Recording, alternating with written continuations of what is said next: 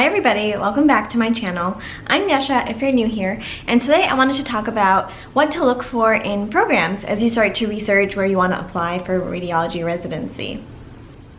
My first piece of advice is to think about what it is that you want in a program. Are you interested in a certain subspecialty? Are you interested in doing something with informatics, leadership, education? Are you interested in research? You might be more open, and that's okay. That's when it gets a little bit more challenging because now you have all these choices and you're like, where do I apply? And how do I sort through all of these programs? Well, hopefully today's video will help you with that. So, the first thing I wanted to talk about, which to me is potentially the most important, is the fellowship match. Basically in radiology, everyone ends up doing a fellowship. There are very few people who don't. And so when you apply for radiology, you kind of have to already think about what fellowship am I going to apply to and where am I going to go. And looking at the fellowship match really shows you a lot about who the program knows and where they have connections. Geographically, a lot of people end up staying in the same region. On the East Coast, for example, you have a wider choice of where you want to go because there are just so many hospitals. Whereas in the Midwest, you have a lot of choices, but they're all a lot more spread out, and same with the West Coast. So these are just things to consider regionally, like where do people end up going? And you'll notice also that certain programs have strong relationships with another department that might be across the country. I remember interviewing, I don't remember what program it was, but it was not on the East Coast, and they had so many of their fellows go to Johns Hopkins.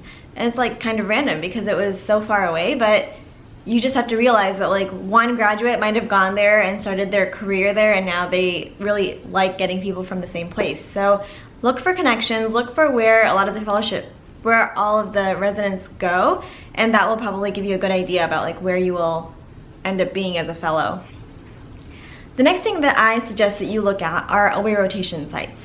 So I'm at a community program, and it was a community academic hybrid, and we get to do our away rotations at Boston Children's and MGH, which are two really high-powered academic hospitals. The reason why I think this is important is A, you get a lot of time to network, you get a lot of time to meet people, and B, you get to find out what life is like in an academic department versus when you're at home at your home institution in a community/academic hybrid. So that's one, very interesting. Two, I would say it's very important because you get to see a different level of subspecialty work. So where I am doing my residency, all the attendings basically do everything. Like versus at MGH, like if you're a chest radiologist, you're a chest radiologist. You know what I mean? So that's another thing to consider. Like where do you see yourself in your future? And that could also kind of help you figure out where you want to go. Are you more of someone who wants to do a little bit of everything, or do you really want to go into something really, really, really niche? In that case, maybe going to a bigger academic program would be helpful. And if not, if you feel like maybe your scores aren't competitive or you're not sure yet, then going to a smaller program that has a close relationship with a larger academic program is also a really good bet. The third thing I wanted to talk about is having an ESIR program, which is Early Specialization in Interventional Radiology. This is a really good way to kind of figure out if you want to do IR, and you don't have to make that decision until the end of your second year.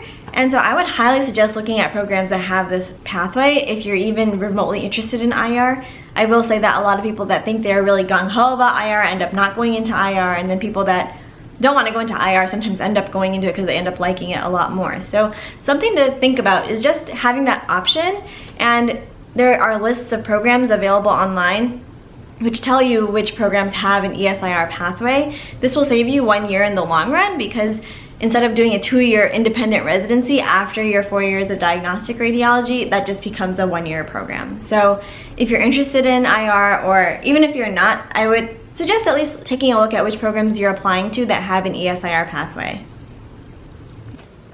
Okay, I'm sorry if the setup changed a little bit. I just ran out of space on my SD card, so I had to delete some stuff, and then now I'm recording it, so anyways. The next thing I want to talk about is independent overnight call. And I believe personally that this is a very important learning experience as a resident, where you are actually making a call, a diagnosis overnight, and no one is there to read the study like an attending until the morning. So if there is something that's going to happen overnight, like a surgery because of what you said, you gotta be confident. And this is a skill that you have to have as an attending, right? Like you're going to be making final calls. And if you don't have any experience doing that as a resident, I really feel like it will be more difficult to kind of get comfortable with that idea. Whereas for me now, I've done a few weeks of overnight independent call, and I'm like, I'm not afraid of it anymore. I'm not like worried about it. Obviously there are some cases that you open up and you're just like, I don't know what's going on. And in that case, I'll call my attending who is on call. They're waiting in case I need help with something. But for the most part, I have to just make a diagnosis, and it's actually kind of fun. It's kind of exciting, and you really feel like you're helping people and you're learning along the way. Like, what do people want to hear? You know, you'll realize like surgery residents will call you like, well, can you tell me more about this specific finding or that? And you kind of realize like, what do people want to know in your reports? And that helps you make your reports better. So I think in general, it's very important to have independent overnight call. I actually did do some overnight call with an attending at an away rotation, and it's easy to just turn around and be like, hey, can you help me with this? Like, can you look at this with me? Versus when I really have to wake up my attending in the middle of the night, I really have to think twice, think 3 times before I do that. It's just a lot different of an experience. In my opinion, it's much different. And I do think in radiology, you have to be confident, you have to be able to make calls and make decisions, and it's better to start doing that in residency than when everything is on the line as an attending. So that's my 2 cents. You can ignore it, whatever. I think a lot of residents with attendings on overnight call think that that's the better way to go, and people who take independent overnight call think that's the best way to go. So you have to make your own decision, but for me, being thrown into this experience of just like having to make decisions has been very, very useful, and I think that when I become an attending, it will be really important for me to have had that experience as a resident. Something that's important that you can look for as a medical student who is exploring different residency programs is looking at the faculty, looking at the age of the faculty, where they came from. This will just help you kind of get an understanding of like, where do people generally come from, and are they all like older? Are they all male?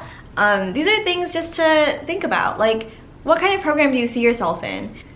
It's just important to kind of take note of that. It doesn't mean that you have to like apply or not apply to a certain program because of it, but there are definitely programs that I interviewed at where I was the only girl, and that happens a lot. And it's gonna be different for you guys because you have virtual interviews, and I don't know how much you're gonna meet the other people, but being the only girl at an interview is a little bit awkward. Also looking at like diversity within the department, in the sense that like I was the only girl and the only non-white person at one of my interviews, and I felt really, really uncomfortable. It was just weird, and I'm sure it just like happened that way. I'm sure it didn't mean anything, but like those are kind of important things that you may not be able to get when you do a virtual interview. So you have to do that homework first. You have to do that homework like on your end. You can't just show up and feel it out. So definitely something to consider. Like look at the diversity, look at the gender breakdown, look at age, because these are kind of, this will tell you like what does the department value, what does the department care about. And I think that's really important as you start your career. I mean, you're there for 4 years. You want to be somewhere where you're comfortable, where you're happy, etc. So definitely something I would consider is just taking a look at like those important demographics. The last thing I'm going to mention in this video, I mean, there are so many things you should look for in a program, but the last thing are like different pathways within the radiology program. Different residency programs have different pathways, so you could do like a informatics track, you could do a leadership track, you could do a business track, you could do an education fellowship. These are all things that different residency programs have, and not all programs have all of these tracks, and some programs have none. And so you have to just think about like, do you want to get something more out of your residency, and if so, what are your options? I know like my program doesn't have an informatics track, but some do, and so if I wanted to do that, I would be out of luck. But we do have an education track, and so if that's something that interests you, you should look for programs that have a lot of education involved and a lot of opportunities for education, like an education fellowship or something like that, because that's something that you would potentially gain out of your residency program. If you are interested in residency, you could also see if there is a medical school that is affiliated with the program. We actually have a lot of opportunities to teach at like Harvard Medical School and things like that, because we have like an affiliation with them, and we're able to easily sign up for those things. And also medical students rotate through our department. if you don't have a medical school affiliated, you may not be able to do those things. So again, if you're interested in that, then you kind of have to look a little bit further and dig a little bit deeper to see what your opportunities really are. So depending on your interests, just make sure that the program that you are applying to has those things, and also all this research will help you when you make your rank list, because you'll know exactly like what does every program offer. So hopefully that was helpful. It's just important to keep an inventory of like what different programs offer, so when it does come time to interview at these various programs, you know like what one program has, and you'll realize what other programs don't have, which can be more difficult to realize as a medical student. So with that, I hope you found this helpful, and if you guys have ideas for the next video, please let me know. I'm trying to go in order of like what medical students may find useful at this point in time. With that, follow me on Twitter, follow me on Instagram at YashaGuptaMD, and I will see y'all in the next video. Bye.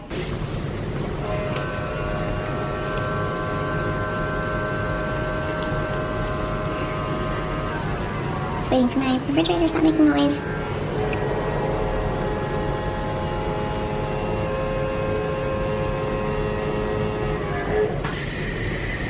Okay. For example, geographically, a lot of people, you choose to do with that information is up to you. Okay, I hate saying that, Okay.